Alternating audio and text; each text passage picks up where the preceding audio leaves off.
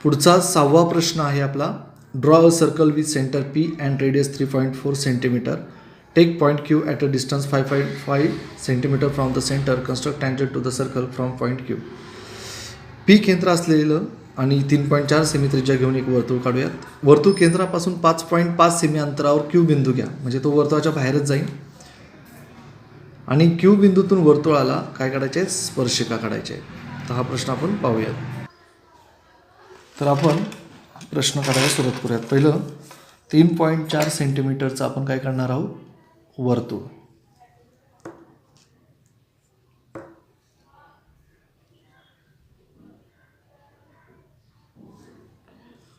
चला,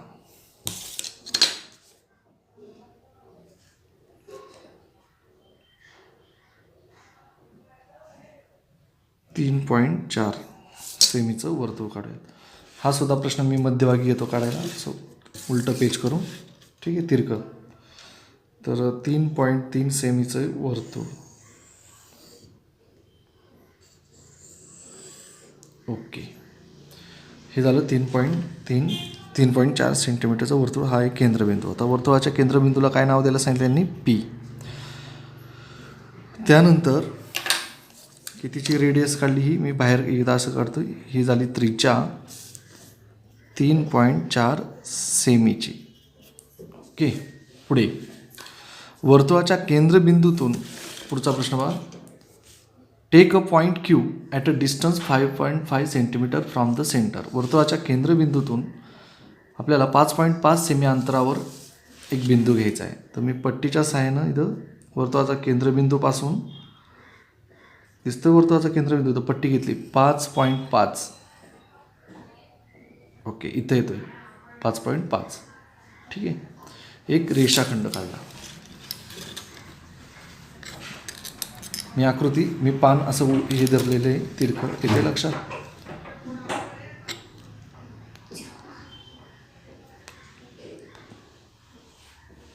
इथं बिंदू आला क्यू. हे अंतर कितीचं आहे, सगळं मिळून 5.5 सेमीचं. आता पी आणि क्यू याचा लंबदुभाजक काढायचा आहे. निम्म्यापेक्षा जास्त अंतर घ्यायचं आहे. ओके, कंपासमध्ये वरच्या बाजूला आणि खालच्या बाजूला कंस करायचा आहे. तसा क्यू बिंदूवर टोक ठेवायचे, वरच्या बाजूला आणि खालच्या बाजूला कंस करायचे. आता हे जे दोन्ही बिंदू जे मिळालेत आपल्याला, ते काय करायचे, जोडायचे. ओके, तर ही झाली रेषा, हे जोडले आपण. तर इथं हा जो परपेंडिक्युलर मिळाला आपल्याला. आता हा परपेंडिक्युलर बायसेक्टर जो मिळालेला आहे, तो काय करणार आहोत आपण, त्याचं पी क्यू एवढं अंतर घेणार आहोत. मी त्याला इथं नाव देतो एम बिंदू. एम क्यू इतकी त्रिज्या घ्यायची कंपासमध्ये, घेतली, ठीक आहे. एम क्यू तीच असणार आहे पी एम. ओके, तर आता मी काय करणार आहोत, वर्तुळाच्या केंद्रबिंदूतून याला एक वर्तुळ काढणार आहोत.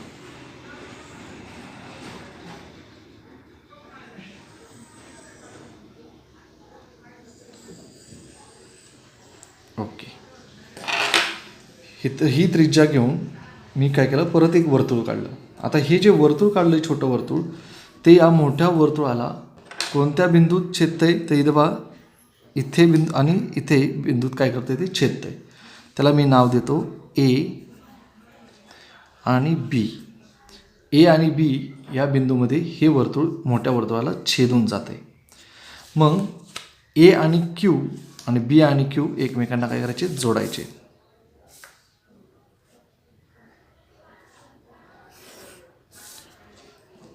ही झाली वर्तुळाची स्पर्शिका.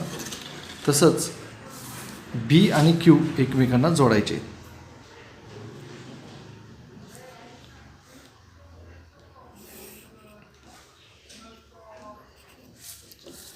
ओके, म्हणजे प्रश्न असा झाला.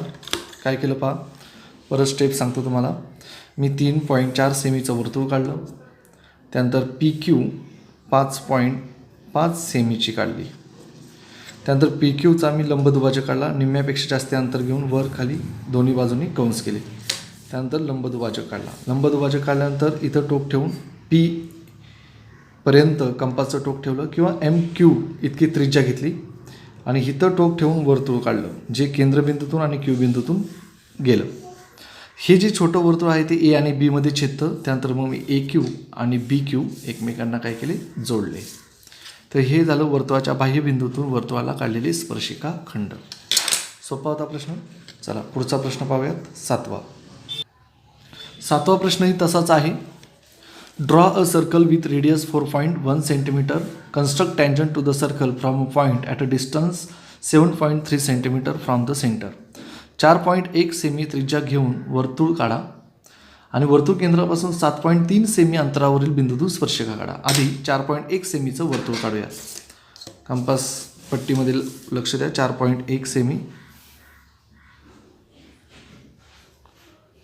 ओके,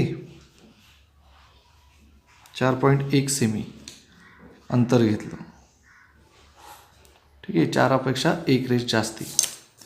आता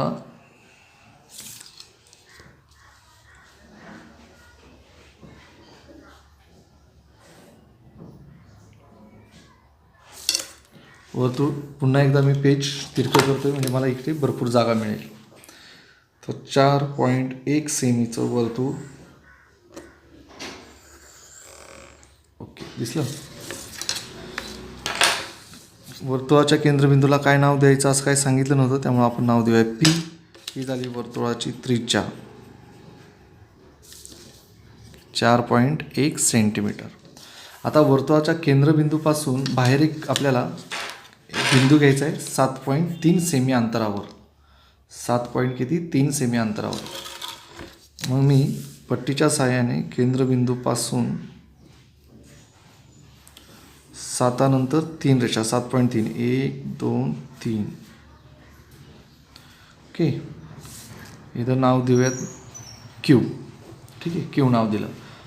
आता पी क्यूचा मी लंबदुभाजक काढणार. पी बिंदूवर टोक ठेवून निम्म्यापेक्षा जास्त अंतर घेणार कंपासमध्ये आणि वर एक कंस आणि खाली एक कंस. तसंच क्यू बिंदूवर टोक ठेवून दोन्ही बाजूला कंस केले. आता हे दोन्ही बिंदू काय करणार, जोडणार.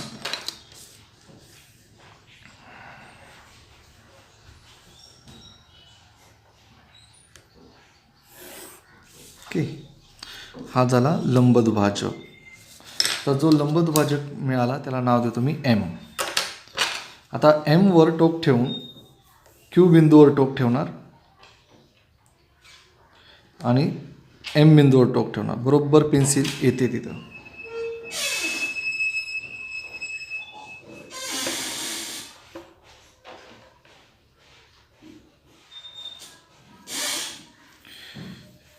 एम बिंदू आणि क्यू बिंदू इतकं कंपासमध्ये अंतर घ्यायचं आहे. तेच अंतर एम आणि पीमध्ये असेल. ओके,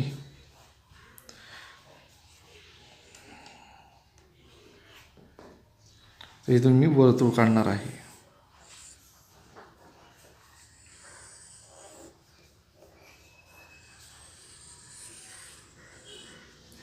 ओके, थोडंसं इथं पॉईंट बाहेर आला आहे, काय हरकत नाही. आता हे जे वर्तुळ आहे ते ह्या मोठ्या वर्तुळाला ए आणि बीमध्ये छेदतं. तीच नाव दिलेली आहेत मी आधीच्या ह्याची. आणि आता ए क्यू जोडायचा आहे.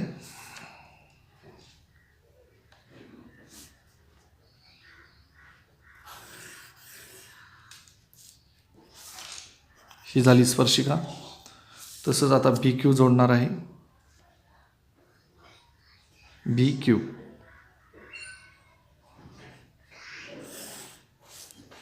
ओके, तर हा झाला प्रश्न. सोपा होता. ठीक, इथं आपण थांबूयात आणि आपलं चौथं प्रकरण 4 जॉमेट्री कन्स्ट्रक्शन इथं संपलेलं आहे.